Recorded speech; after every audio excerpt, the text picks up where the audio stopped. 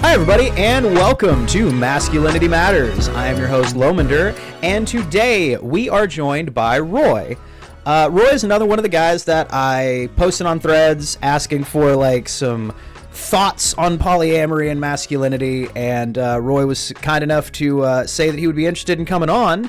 But other than that, I have no clue who this person is. So, Roy, how about you tell us a little bit about yourself? What you're famous for? Hey, I don't think I'm famous. Maybe in my local community a little bit. So I live in London, UK. Not the Canadian one, but the one in the UK. And I've been here for over 30 years. I work as a psychotherapist. Okay. And a relationship therapist, and then I also create content on Instagram and other social media around relationships, primarily non-monogamy and polyamory, but also things that apply to all good relationships. And what else? I run workshops, in-person workshops on consent and play fighting as well. Yeah. And also quite active in the sex positive space in London. And I'm a burner. It can be relevant to kind of exploring masculinity, I think. Yeah. Let's start there. Yeah, for sure. That's a good pedigree. I like that. So, one of the things that you had mentioned was that you said that you do workshops around consent and play fighting. So is that whenever you say play fighting, I know that logically it's probably just normal, relationship, play arguing and going through those motions and all that. But in my mind, I'm just imagining you standing there in a boxing ring and just be all right, guys, we're going to work these relationships issues out. Let's keep it clean, and just going at it like that, which I know is not what's happening. So could you expand a little bit on what that is?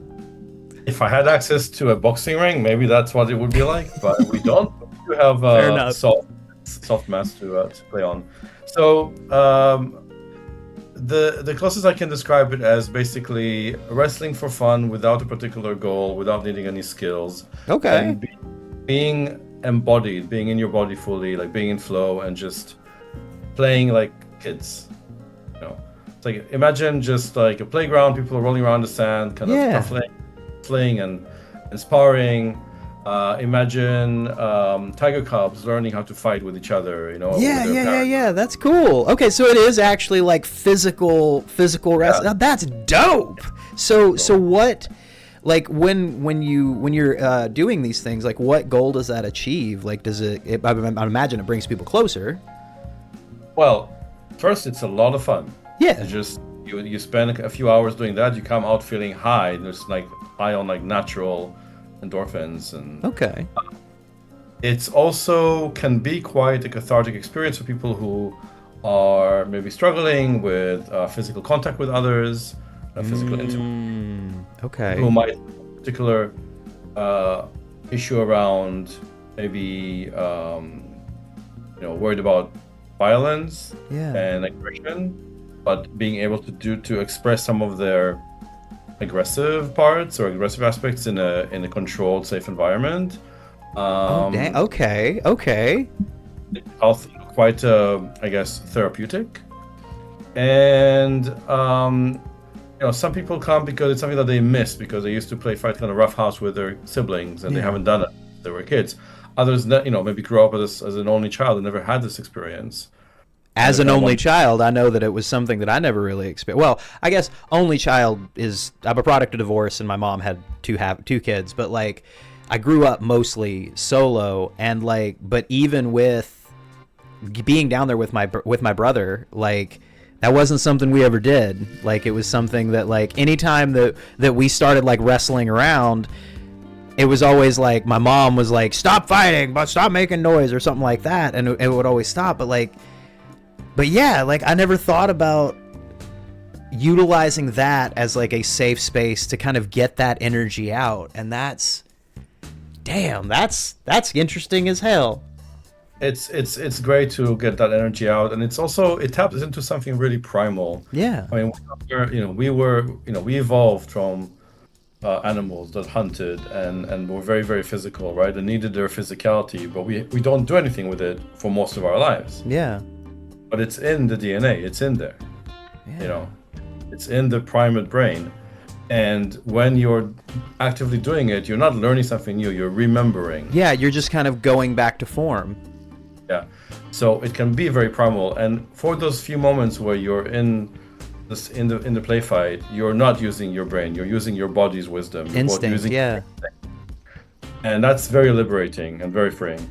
I'll bet. Yeah, and it kind of allows you to kind of get out of your head, I'm sure. Like, as somebody who like is constantly plagued with thoughts, then like, yeah, something that would just like, you have something to focus on that's requiring the physicality, it's requiring kind of your full undivided attention.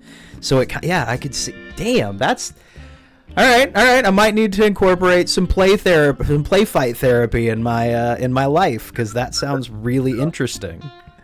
So, you're familiar with flow state. Yes, a semblance of it for sure. So you can get that through this kind of activity, through dance, through just doing something that you become increasingly good at, to the point where you work on muscle memory. You don't have to actually use your brain for sure. And create flow states. And again, this is something that has a lot of scientifically proven benefits. For sure. Beyond generally all these benefits, I think that there are additional impacts depending on the gender you're socialized in. Mm-hmm. So many people socialize as women, growing up, they have to avoid any kind of physical aggression. They need to keep themselves kind of nice and tidy and not get messy, and as girls are told, not to get muddy, not to play. So there's all these social expectations. Yeah, and the expectation of softness. Yeah, and this is a place to shed all of that, to be strong, to be in your power. Yeah. And that's also amazing to see, because it's a very liberating thing. For sure. And then for men, sometimes there is this expectation that you have to show power, right? And many men then that don't want to hurt anybody and be violent, essentially suppress a lot of that energy. Yeah. I understand the reason for it, but there is a healthy way of like being physical. Of expressing it, for sure. And it's a part of us, and when you repress it for so many years, that's not healthy. Yeah, no, absolutely. And like, and whenever you are repressing those urges, like as a very angry kid, whenever you are like repressing those urges, and whenever you're trying to like keep that, I guess, social expectation in line, the only way that those sort of things come out is in explosions. They come out in large expulsions of that energy, typically in either violent or unhealthy ways. So the idea of just like knowing that like you have these kind of things that need to come out, but then knowing that you have that like safe outlet for it, I mean, I bet that like is absolutely life-changing for the people who have access to it and who can actually do it. People who approach it like that, I see, many people are regulars. They keep coming back time after time, and many tell me that it's changed their life, changed their approach to physicality, to contact, connection. It doesn't have to be hard. It doesn't have to be that intense. It can also be very flowing and gentle and silly and fun.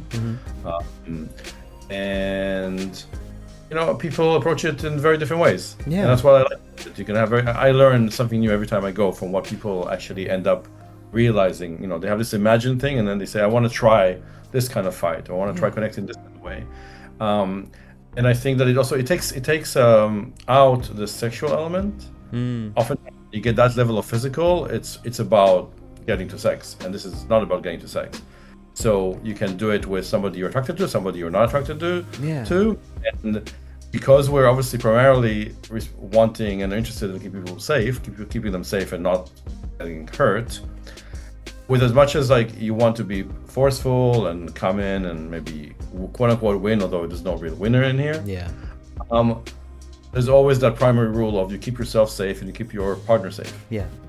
So with that intensity, there's always care. For sure. And what I'm not seeing is that combination. And even when it's like two men fighting and they might be very, very strong and they might put a lot of intensity into it, but still they will, follow the rules and they will care for each other. If somebody is like, oh, pause, I'm, something, maybe something's hurting. Yeah. hurting, it'll be like, yeah, cool. And it's, nobody is becoming like an alpha dominated male. Yeah. And I love that. No, and it reminds me a lot. I'm a big wrestling fan, like WWE wrestling and all that kind of stuff. So like, I am imagining that like the play fighting is very similar to the ways that wrestlers take care of each other in the ring, where it's like the expectation is, and yes, it's fake, whatever, but like the expectation is that like everybody knows what they're trying to do, what they're trying to achieve, and like the person taking the bump is usually the one who is setting up the move, and like they're hurting themselves in a way, but then the expectation is that you're doing everything that you can to make the move look good, execute the move correctly while keeping your partner as safe as possible.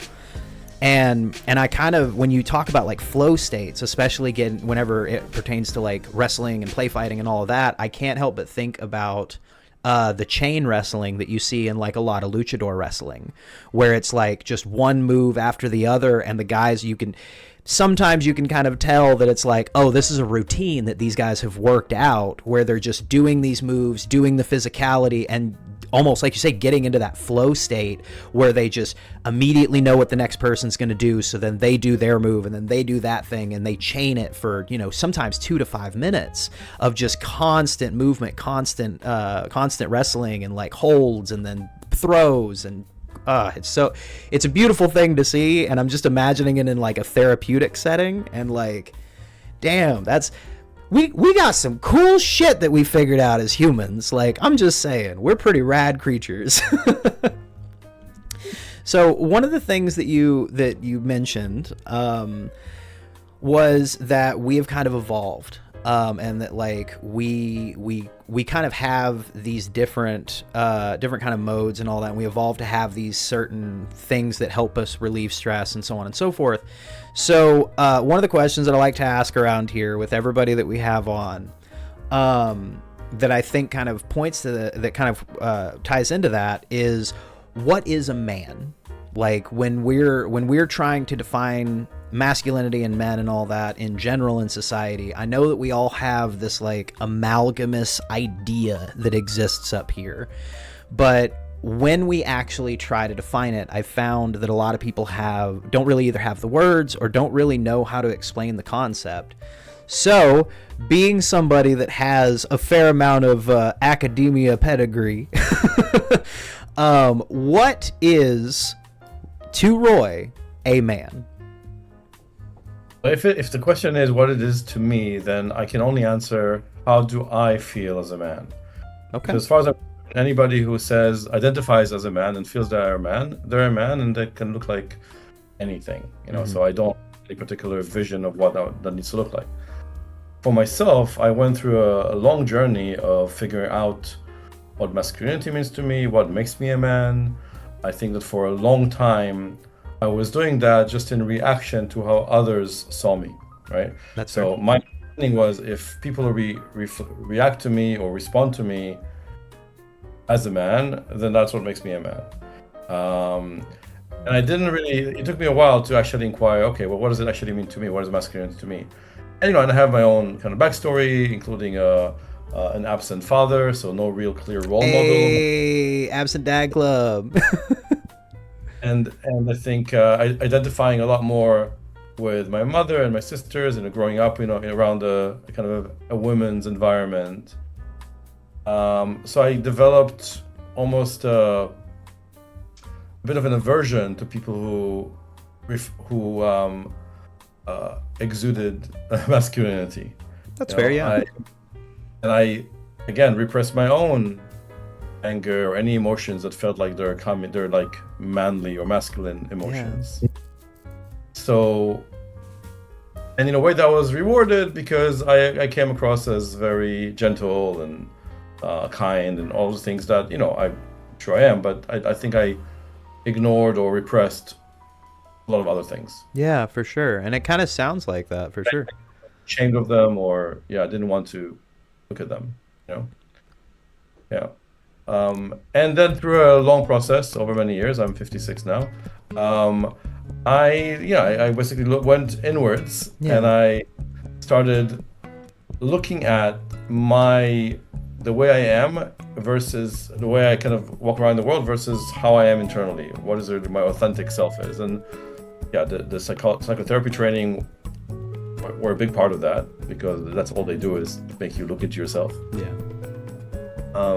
And I think becoming a father was a big part of that, and that was like over 20 years ago. So I'm at a point now where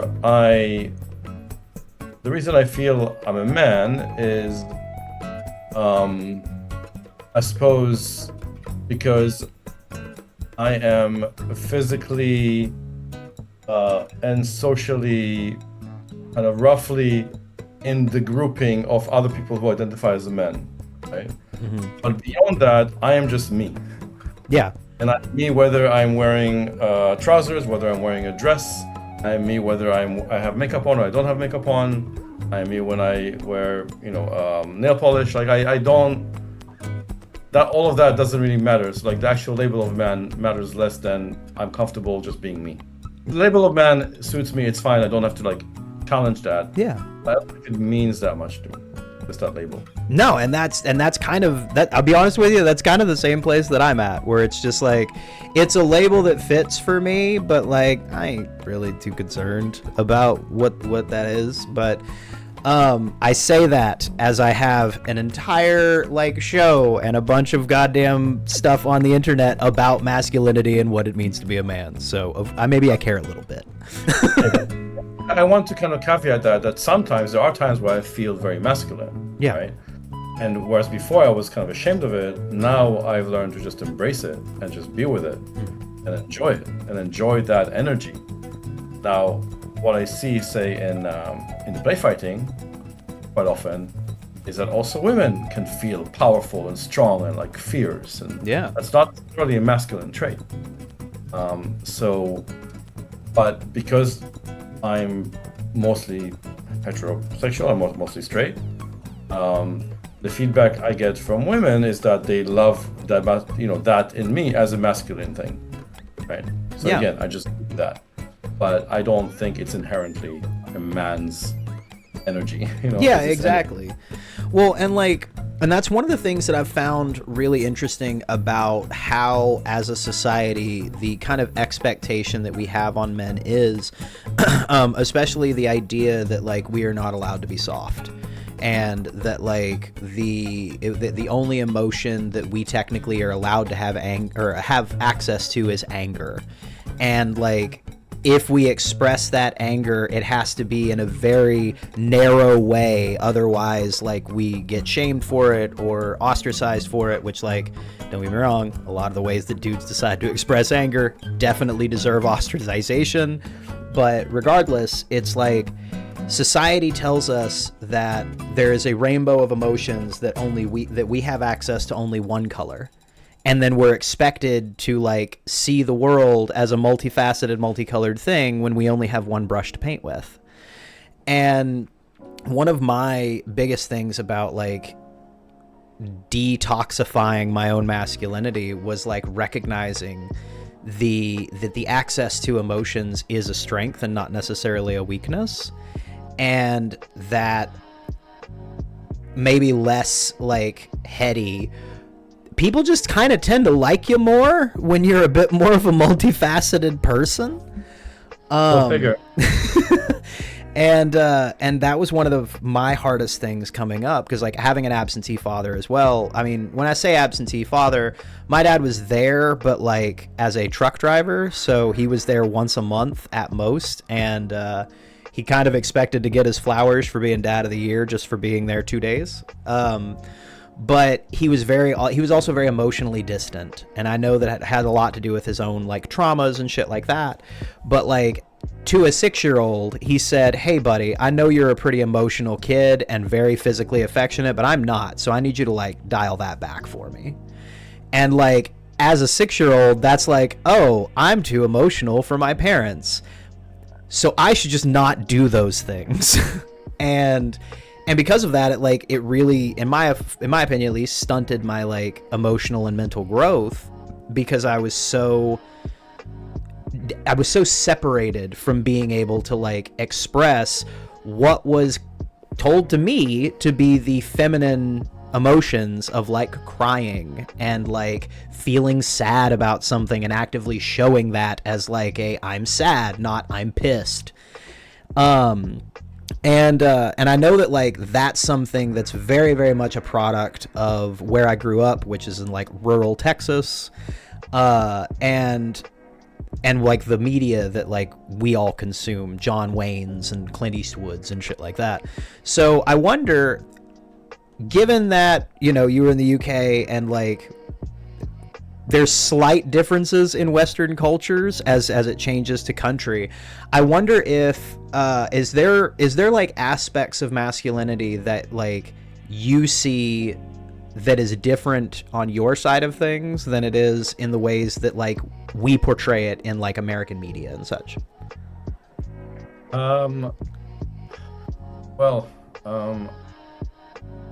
Unfortunately, American media influences the whole world. Yes, so, it does. And I think people here grew up on very similar tropes when it comes to masculinity and male role models. Mm-hmm. I didn't grow up in the UK. I grew up in Israel, which is a very macho country and has, you know, a very heavy military influence. Yes. So everybody wants to be a hero and go and protect your country, and that like a nationalism and patriotism are very strong. But within that, there is very specific meaning to being a man, which around the protector. Real quick, can you kind of expand on that a little bit? Because knowing that now, I am now endlessly curious about like what masculinity looks like, especially in Israel, because like having been so separated from like real on the ground experiences of the Israeli people, that's something that like I'm really curious about. So could you expand kind of on what like that expectation is there? I can tell you what it was when I was growing up, but I haven't been there for 30 plus years. Like 30. Valid. I think it's changed a lot. Probably become even more machismo. You know, more kind of focused on tropes of masculinity. And you know, growing up, it's very clear that men and boys grow up to be men who do specific roles, including fighting in the army and leading and everything. And women are more in a support capacity, you know. We still grow up on American movies and American TV shows, and we grow up on hero stories, right? So a lot of like hero myths. Like the mono myth. Yeah, so there is both from the Bible and from early Israel history, etc. And it's very much about, you know, that the message is glorious to die for your country, right? Definitely sounds like the tropes that I've heard here too. So and I served in the military there. I think up until joining the military, I was basically fed all that, and I think was properly brainwashed, like most people. But being in the military showed me that what the reality is, which is that it's basically a bunch of people in the government, in the parliament, mostly men, sending kids to their possible death, you know, for no real good reasons. But I don't want to get too much into politics, especially these days. This is like a very, very murky place. For sure. But I would say that realizing that so much of it was performative. Yeah. Made me want to change, you know, and be different. For sure. And I moved to the UK shortly after that, and just explored different ways of living. But I think in the UK it might be quite similar to the US. Maybe there is a little bit more of this other trope of the gentleman. Yes. You know. But again, the gentleman sometimes feels like the nice guy. Right? That's what I've always kind of felt. Like, that's what part of the reason why I asked is because, like, like US men and even at their most like debonair and sexy really never compare to the class of the like UK gentleman hero. And it's definitely, to me, it feels like the masculine icons that I have seen in most popular media of the UK that has come this way over, most of those icons feel more like the nice guy gentleman versus the like sexy douchebag that like America really like glorifies. Yeah. So the one I guess that sticks to mind as the archetype of the British hero would be James Bond. Yup. And yeah, for sure. I mean, very sexy, very confident, and keeps like basically using women, right, for his own needs and his own desire. A womanizer and a misogynist. Yeah, and a functional alcoholic. Yes. So, yeah, I mean, it's there is definitely a culture in the UK for men that is keep your feelings very close to your heart. The only time you can talk about your emotions is after you had like 4 pints at the pub. All right, yeah. See, and that's we don't even get that option. Is a lubricant for people to actually, for men to talk to other men about their emotions. Yeah, no, 100%. And that's what I've noticed as well, is that like you kind of get some of the most real conversations with people, well, men specifically, like when you're in a place where the expectation is that you're imbibing in something to lower your inhibitions.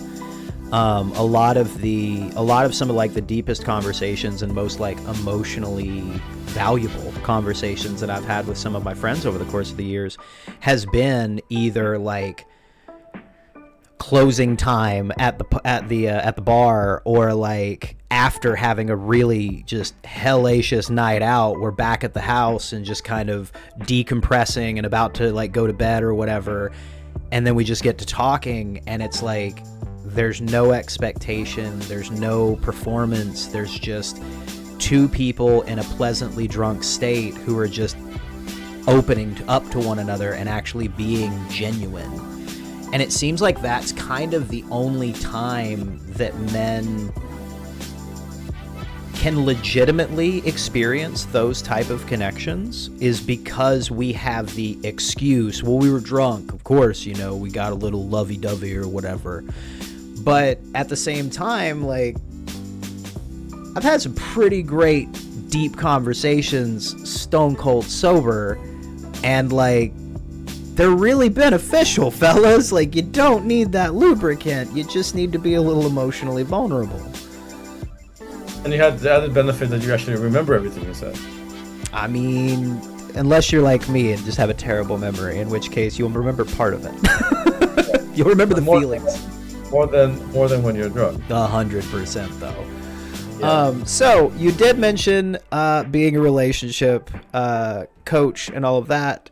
And as somebody, given the fact of that, like our connection was started on talking about polyamory, as much as I want to like continue to delve into your brain about like masculinity and all of that, especially from a psychotherapist perspective, which I would love to have you on again just to like delve into like this, like psychoanalyzing masculinity. That would be amazing if you're interested. But I do want to kind of move to the relationship aspect. One of the things that started this conversation for me was I was on Threads, and a guy was like talking about how he was having problems on dating sites because everybody was polyamorous. Like, everybody wants to have non-monogamous relationships, and I quote, "Men can't do that, or real men can't do that. We have to, we want one person," and like it was very much like ownership and all of that kind of stuff.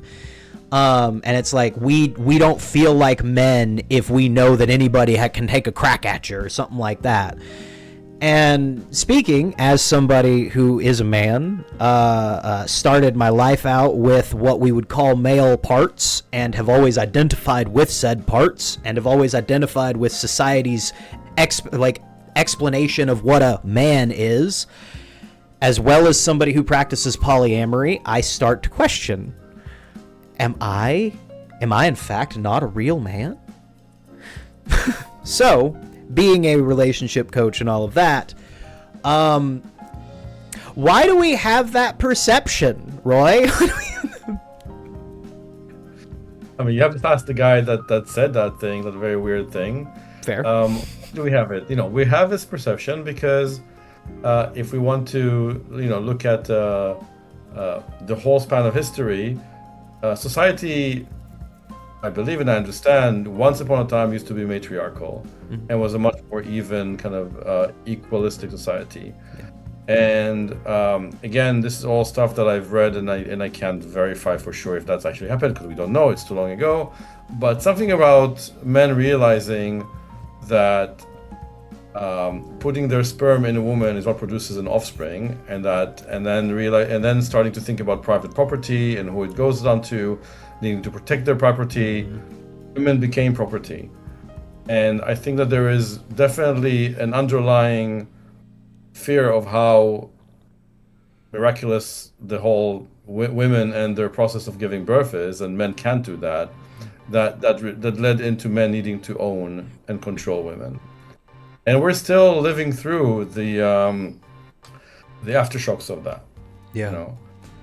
In a very big way. In some countries, much more than others. Obviously, there's still countries where women are property. Yes. And are treated as such. And as much good as feminism has done, there's obviously going to be a backlash because for lots of men, thinking of themselves as being the possessors can feel quite nice in the abstract. Although I don't believe it's really good for anybody. For the same reasons we no longer have slaves, it's just wrong to own anyone. Yeah. And the kind of connection you have with somebody who freely chooses you is not something you can ever feel as good with somebody who is only there under duress. Yeah. It seems like such an obvious thing, right? I mean, to me. So I would never want to be with somebody who isn't like, who I know doesn't 100% fully wants to be with me. Mm-hmm. And that would include, not manipulating anybody into thinking they want me. Yeah, no, for sure. It has to be well.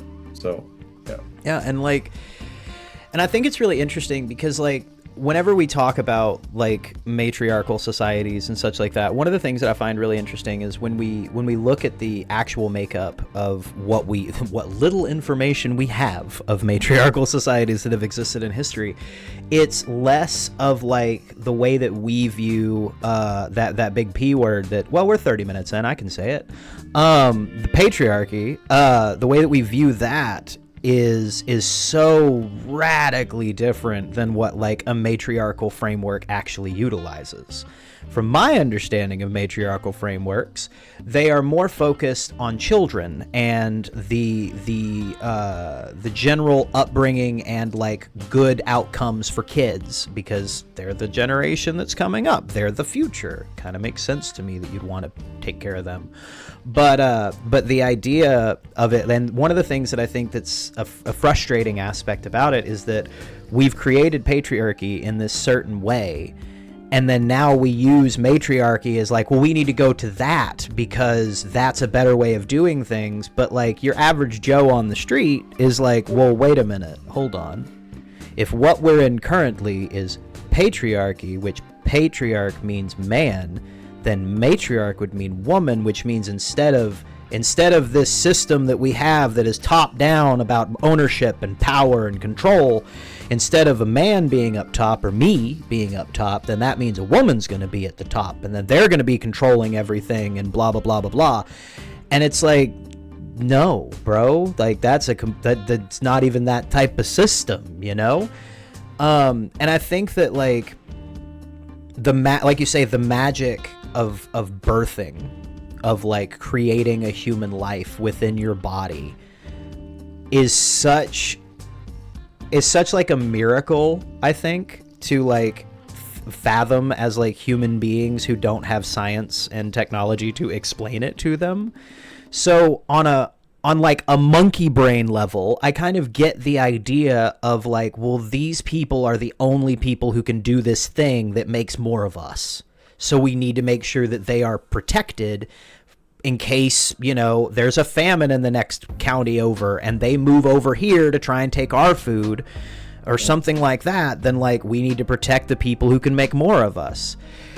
And then it just kind of got bastardized into like they don't have any autonomy, they can't fend for themselves, so therefore they need us to protect them, and by needing us to protect them, then they obviously need us to own them so that then they can be protected by specifically, this man. And then like you say, it just kind of like spiraled into this absolute horseshit that we used to have 150 years ago, and I don't know, I guess dog shit would be less than horseshit. So like we're in dog shit now, because like especially in the United States, most of the things that we've made progress on over the last 100 years currently is like, well, why did we do that? Why would we ever make that decision? And we're trying to reverse all of that. And to me, it feels like polyamory and like multi-person relationships, I guess, is kind of an anti-patriarchal mindset. And that like because it doesn't rely on ownership, like you say, it relies on desire, it relies on intent, it relies on actively choosing people. I know that in monogamous relationships that I've been in, it always felt like the only thing keeping us together was the fact of that we're together, if that makes sense. And it was like, if she sees somebody out in the world that is better than me, then she's gonna leave me. So like I need to make sure that like the thought process should be, I need to make sure that I'm the best person I can be. But the thought process never is that. It's, well, I need to keep them from seeing those people because I'm great. I wanted to go ahead. limit access. Yeah, so basically it's about limiting access to competition, right? And Exactly. to be viable. Well, that's again, yeah. That's one strategy, but it isn't a strategy that brings happiness and brings To fulfillment. Anybody. Because you're constantly afraid, you're constantly living in fear, and your partner is constantly feeling like she's in prison, right? And she's like under control. So that's not really sustainable. But I do think that a lot of men grow up with this idea that masculinity or being a man is something that they have to perform according to certain social rules. Yes. Right. So, and it was a process for me as well to figure out that's not the case, that I can be whatever I want to be, and because I know, and then I can also be a man, but that's like separate to who I am as a person, and that I don't need to perform masculinity.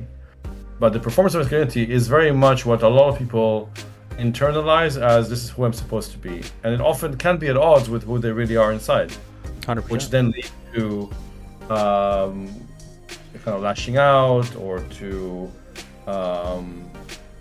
certain addictions, or essentially it's, if you have a clash between your inner self and then this kind of ego of who you are, who you think you're supposed to be, then it's going to cause you a lot of internal dramas, basically, and clashes. Now, my journey to polyamory, I think,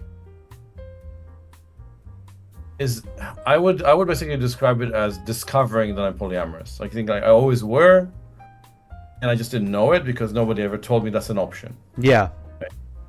So I don't think somebody who is very much like has a kind of monogamous disposition can just choose to be polyamorous.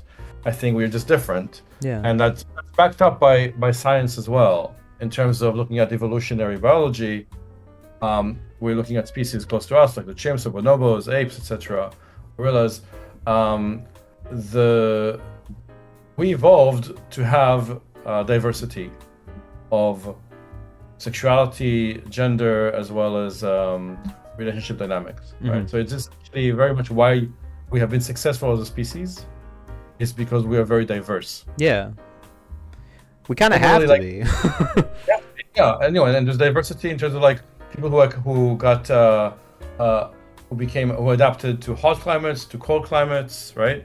To droughts, to wet places. Similarly, some people are, have become better at managing multiple relationships, and it's just, again, religion, social pressure, essentially drowned that out, like kind of hid that fact from us for a long time. There were many polyamorous and non-monogamous societies around the world that were basically erased by Christianity. I was gonna say, you could say Christianity. An American audience, but yeah, I will. We're very polytheistic here. I'm a Norse heathen, so like we can talk about the imperialistic aspects of Christianity. It's fine. So we just don't know about it now because it was totally erased. Yeah. So I, again, don't think that we're inventing anything new. We're just rediscovering things that were there. And for me, there was a period where I was in monogamous relationships feeling like I need my partner to need me in order to be viable, to be like a viable partner. 100%. They need me, they can't. And then, of course, what I provide is something that somebody else can provide as well, because it's a thing. It's not me, right? Mm-hmm. And then, yes, it can be scary to think, or that she can find somebody who can make more money, or who is better in bed, or whatever it is. And polyamory taught me that all of that is bullshit. Polyamory taught me that when I myself, I will meet the people who love that part, who love me for who I am. Yeah. And that's why they want to be with me. And I'm not threatened by them also wanting to be with somebody else if they like something about them. Because I trust that the reason they're with me is purely for me, not for anything Yeah. And that made it a lot easier to be in relationships generally. And I think that can equally apply to somebody who wants to be in a monogamous relationship. You still have that opportunity to wake up every morning and say, I choose you. And if you want to choose them exclusively, great. That works. I mean, it's in many ways simpler than managing multiple relationships. I mean, if I definitely dedicate a lot of my time in the day to relationships because of polyamory that I wouldn't if I was in a monogamous relationship. But ultimately, I don't think I have a choice. Like I can't really be in monogamous. It's just not possible. Yeah, it's just not who you are. Yeah. But I think this idea that everything is a choice, and you need to be able to create a situation where your partner gets to choose you. Yeah. Really. Well, and I think that like the idea of, and I love what you had said too about like whenever I'm in a monogamous relationship, I don't spend as much time kind of thinking about my relationships and all of that because like there's one of them. So like, you know, by nature of the quantity, you think of it like less. But like the idea of like having relationshipal collaboration in mind regularly, whether it has to do with the partner that you're thinking of or with at that time or not, it still benefits all relationships that you're in because you're still trying to think of like, well, you know, I know that partner A and I had an issue the other day, and like I'm recognizing that partner B and I are also kind of having a similar thing, and like A and I talked about it and I found out that that's partly because of something internal with me. So then now I can be like, hey, with partner B, I realized something the other day, and like I'm sorry that I've been acting this way. It's realized it's an internal thing, blah blah blah blah blah. And it kind of, like you say, it keeps relationship thoughts in the front of your mind and kind of keeps you thinking about kind of how how you are presenting yourself in those relationships. It's helpful to have mirrors in your life. It's helpful to have people who can mirror you. Yeah. And your reflection and give you an opportunity to reflect on yourself and your behavior. And I do think that in polyamory, you just have more of those mirrors. Yeah, no, exactly. Development and for kind of really figuring out who you are. So, yeah.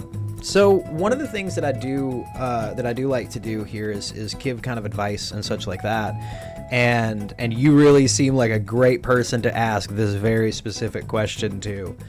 As somebody, like let's say that there's somebody watching right now that like me back whenever I was first starting my polyamorous journey, that it's like I can feel that there's like something kind of missing, and I think that it's kind of, you know, non-monogamy and that sort of a thing, but I'm really worried about like the pitfalls of like fucking up going into that. What are some of the ways, and like especially some of the like mental scripts that we're kind of set with, that that you've noticed are easier and harder to kind of break out of when moving into polyamory, and like what are also some of the like mind frames and ways of thinking that, like you say, are bullshit and that it's just societally built crap? Yeah. Well, first of all, I think that it's important to recognize that when you're setting off on this path and saying, okay, I want to try non-monogamy, I want to basically give polyamory a shot to see if it's something that works for me, is that you can always say, oh, it doesn't work for me, I'm going to be monogamous. I know that it feels safer, and whatever I tried didn't work, or it just doesn't feel right. You can always go do that other thing that you know and that works for you. But at least you won't have that nagging feeling that you're missing something if you've tried it. Yeah. And trying something new means failing at it sometimes. Yeah.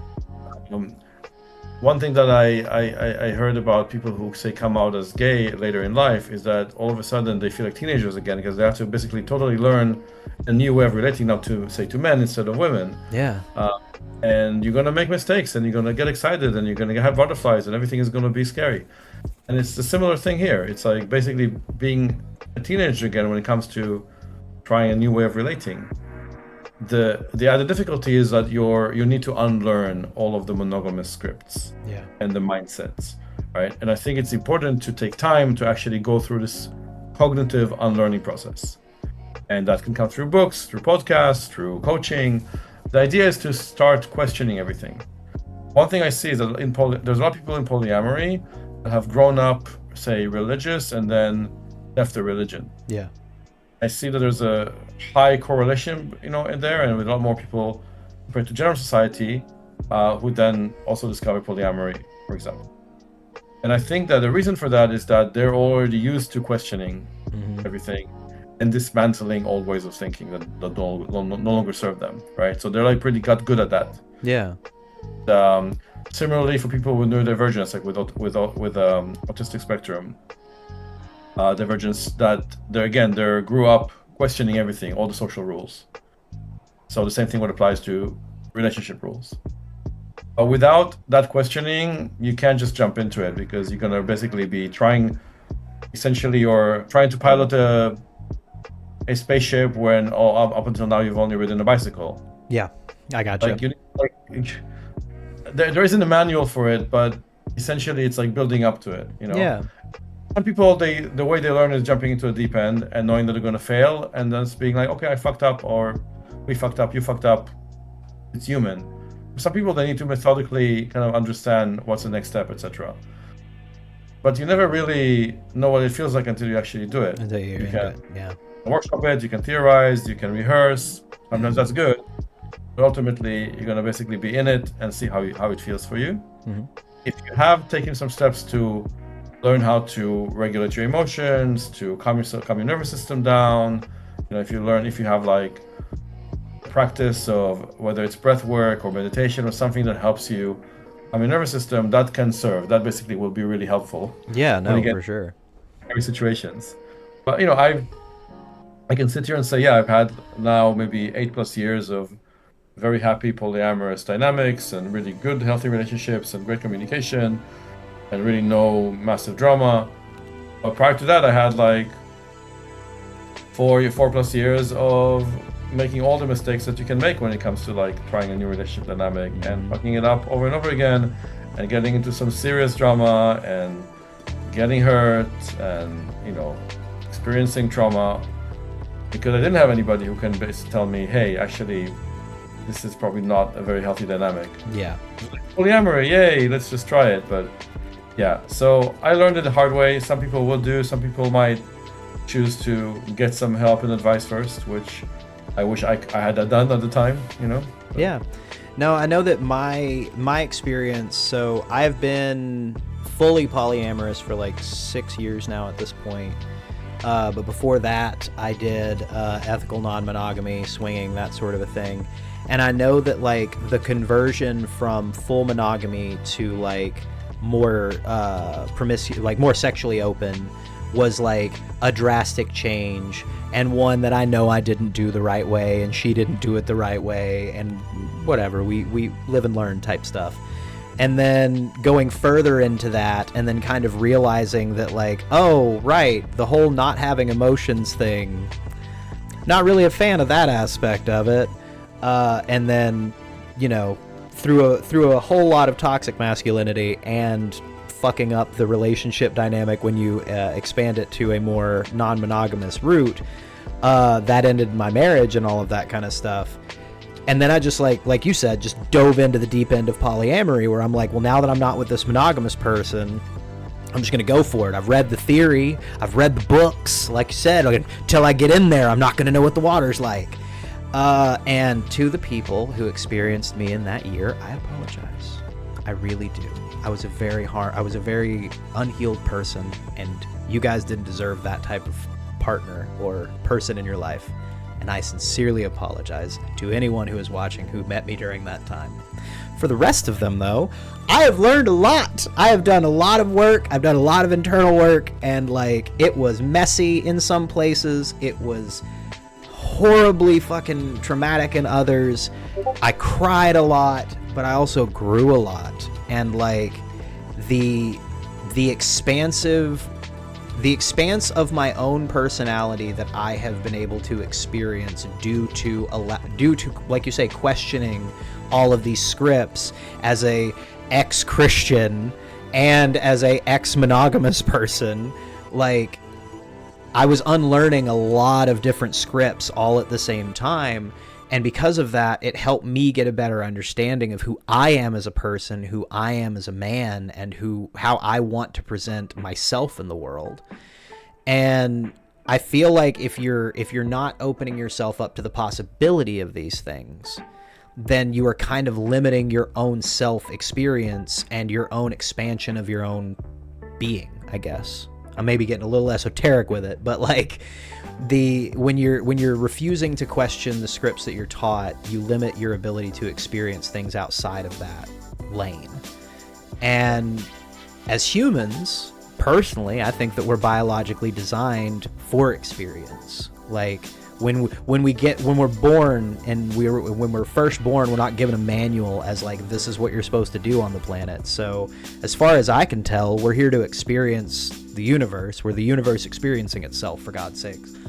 And like, limiting what you experience to what society says you should, to me, limits your own potential and your own ability for growth. Yeah, and also, I mean, all of those social rules are made up. Yeah. We can make different ones. We can change them. We can challenge them. We can ask if they're still relevant or valid, right? All of that is up to us. Yeah, 100%.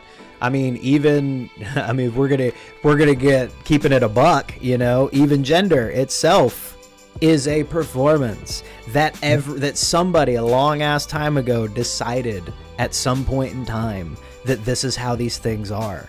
So like, we ain't got to keep to it.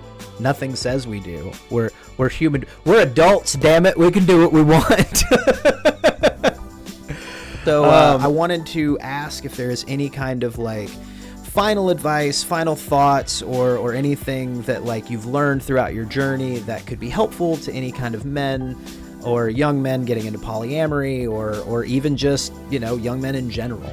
Because the purpose of this show is to like give guys a good place to go for advice that isn't people like the Manosphere Tate. So with your experience and all of that, like, do you have anything that you feel is like helpful, or even something that you wish somebody would have told you back when you were younger? I think that I wish that when I was younger, somebody told me that I can do whatever makes me happy, and it doesn't have to look like what anybody else is doing. And that I learned quite early on not to care so much about other people's opinions. I think many people now still fear and care about how other people judge them. I think that if you are young and you project your life 20, 30 years ahead, those people that now judge you, they won't matter at all. But you will still be with yourself, right? You'll still be there. So do what makes you feel good. Allow yourself to feel fully and learn about your feelings. That is so important. Yeah. And I think that if your main goal right now is, as a young man, is to, I don't know, get lucky or to get laid or to get a girlfriend, that's not really helpful to have as a goal. I think the goal is for you to figure out who you are and be true to that, and then you'll meet the right people along the way. But trying to make somebody else fit into something that you're not right now, as in if you're performing a role and then you get somebody to fall in love with that, then that's manipulative, even if you don't intend it to be, because you don't know yourself yet. Yeah. And chances are that over time you will change, and they're not going to be into that version because they were into the previous version. That the thing is about performing masculinity or performing any kind of role is that it takes a lot of energy. Yes. It's very draining. It's extremely. And there is a cost. There is a cost to it, and the cost can come in sleep quality, in stress, in anxiety, in many things that I see regularly from men in my practice, right, from clients, for sure, all the time. Yeah. So I would like younger men to understand that and start mitigating for that earlier, so they're not ending up in their 30s and 40s really, really stressed, burnt out, and not even knowing who they are. Yeah, trying to figure out who you are. Like, as somebody who is 37 and still being introduced to the parts of myself that I didn't know existed, like, it sucks figuring out that you're into stuff that you can't do now because you're too old and your body hurts. Yeah, one of the things that kept going through my mind whenever you were saying all of that was the right people will find you when you find yourself. And I feel like the journey of humanity and like humans in general is to get a better understanding of who you are, your desires, your wants, and all of that. And I think that everything that you were saying completely is in line with that, where it's like knowing yourself will help you know what you need. And once you have what you need, you're happier. So like, and you can find what those things are.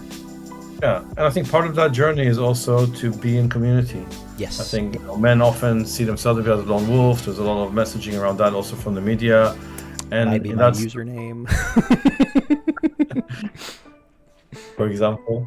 But you need community around you. Yes. And we need to dare to be vulnerable, to be brave and strong enough to be vulnerable with our emotions, so we can connect with people at a deeper level, that we can have intimacy with people beyond just our romantic partner. 100%. And the only person they're ever vulnerable with and open up to is their romantic partner and no one else, which is also why they're so scared of being left alone, or like and that's why they have to hold on to it, right? Yeah. But if you branch that out, if you broaden it out, if you have a community that is an intimate place where you can go and be vulnerable and be yourself, then one, you won't be so afraid and so fearful of losing your partner.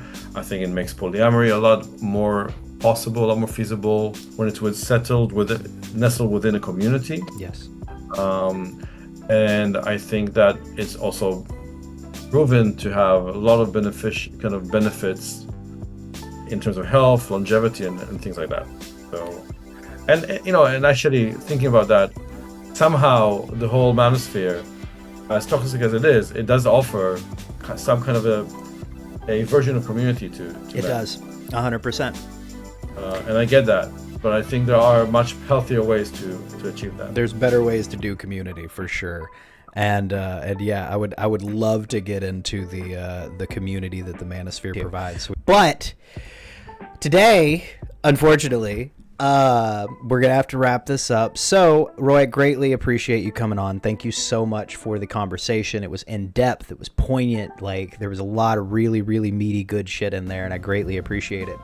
So, before we completely wrap things up, I do want to ask if there is anything that you support, anything that you've got going on, or anything like that.